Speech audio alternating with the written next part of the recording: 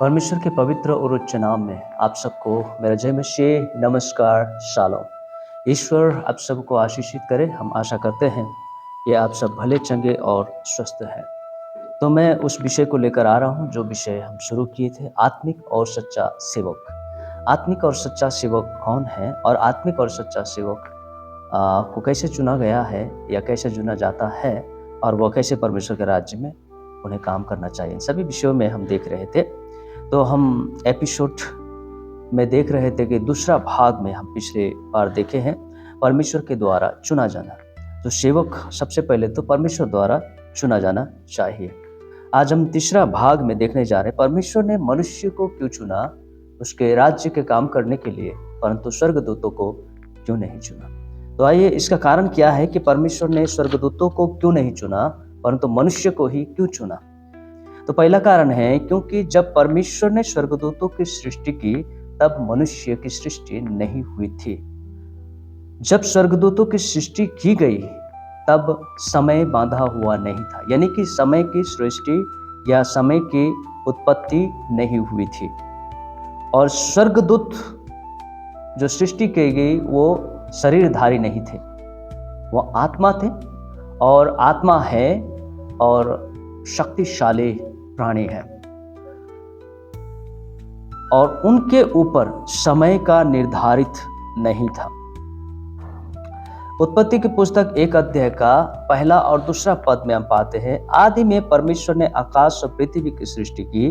पृथ्वी बेडौल और सुनसान पड़ी थी और गहरे जल के ऊपर अंधियारा था तथा परमेश्वर का आत्मा जल के ऊपर मंडराता था। यानी कि पृथ्वी की सृष्टि तो बन चुकी थी, पहले ही हो चुकी थी, लेकिन मनुष्य की सृष्टि तब तक नहीं हुई थी। और बाइबल हमें दूसरे भाग में भी बताता है, अय्यूब के पुस्तक 38 अध्याय का 4 से लेकर 7 पद में, कि स्वर्गदूत परमेश्वर के साथ आनंद मनाया करते थे। जब मैंने पृथ्वी की नींव डाली तब तूने कहा, यदि तू समझदार हो तो उत्तर दे। उसकी नाप किसने ठहराई, क्या तू जानता है उस पर किसने सूत खींचा। उसकी नींव कौन सी वस्तु पर रखी गई या किसने उसके कोने का पत्थर बिठाया। जबकि भोर के तारे एक संग आनंद से गाते थे और परमेश्वर के सब पुत्र जय जयकार करते थे।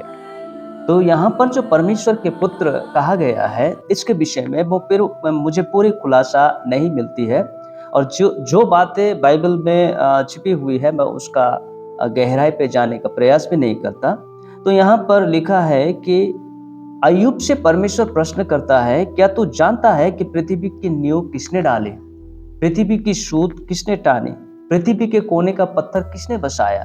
तो कहने का मतलब है जब पृथ्वी की सृष्टि हुई थी तब मनुष्य की सृष्टि नहीं हुई थी।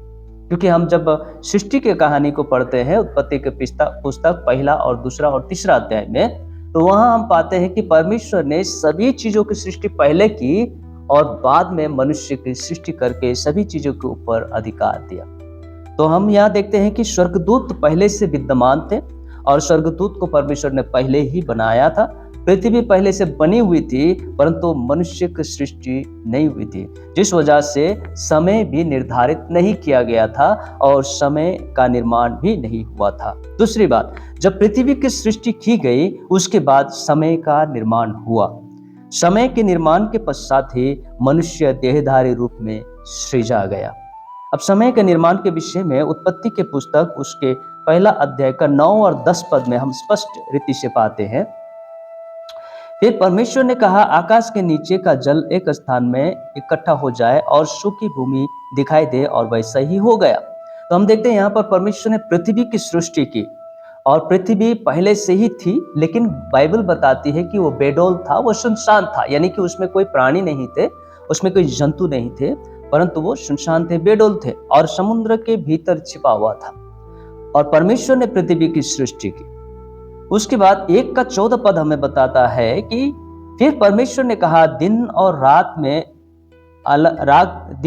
रात से अलग करने के लिए आकाश के अंतर में ज्योतियां हो और वे चिन्हों और नियत समयों और दिन और वर्षों का कारण हो।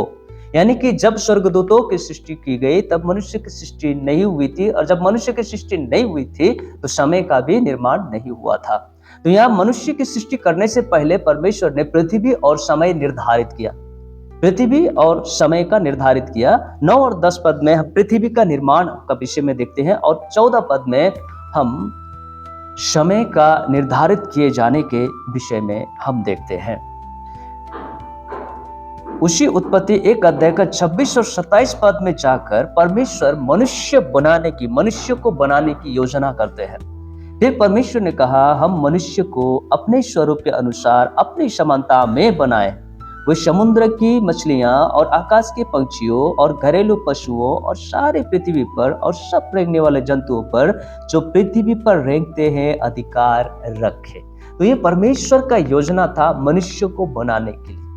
अब हम देखते हैं उस योजना को परमेश्वर किस प्रकार सफल करता है। उसी उत्पत्ति 2 अध्याय का 7वां पद में हम पाते हैं।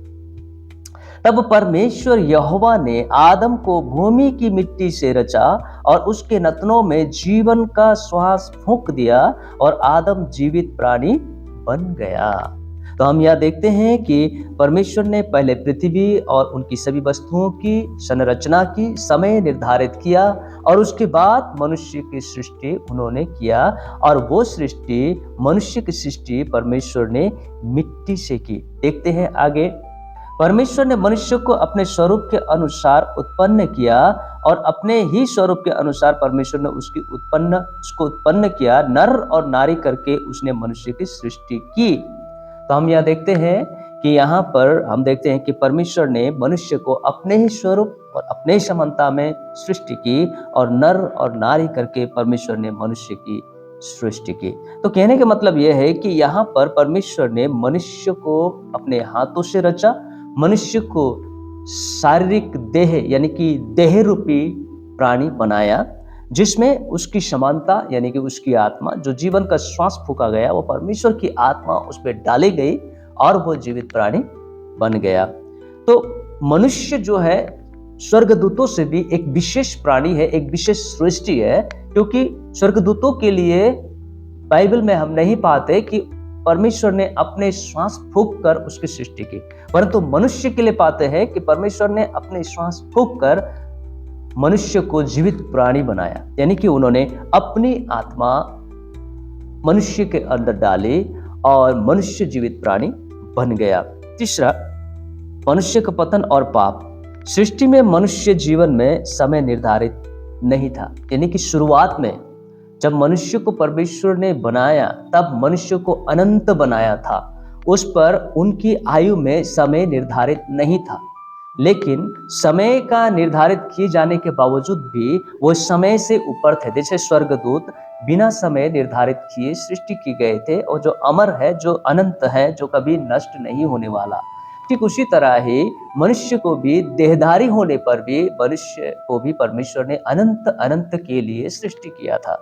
परंतु क्या हुआ कि मनुष्य ने पाप कर बैठा। अब ये पाप कैसे कर बैठा, हम उसके विषय में बाद में देखेंगे।